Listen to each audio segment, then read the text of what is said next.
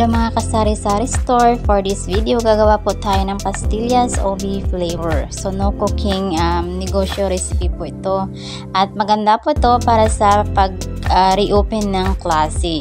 So kung mayroon po kayong mga estudyante tapos nahirapan po kayo sa pambaon na pamasahe nila, at kung allowed man po silang magdala ng pwede nilang maibenta yung handy na mga maliliit na pwede natin ibenta sa classroom, maaari nyo po silang gawan nito at ipagbenta. Save na save or solve na po ang inyong pamasahe at pangbaon nila. So ang mga kakailanganan po natin ay yung ating milk powder 1 cup, skim milk 1 cup, tapos ang ating condensed milk na OB flavor.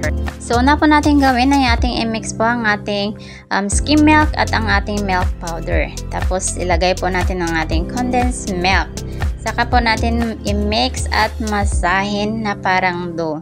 Ang sukat po ng ating condensed milk ay maaring sumobra or kulang. Depende po kasi yan sa skim milk or milk powder na ating ginamit.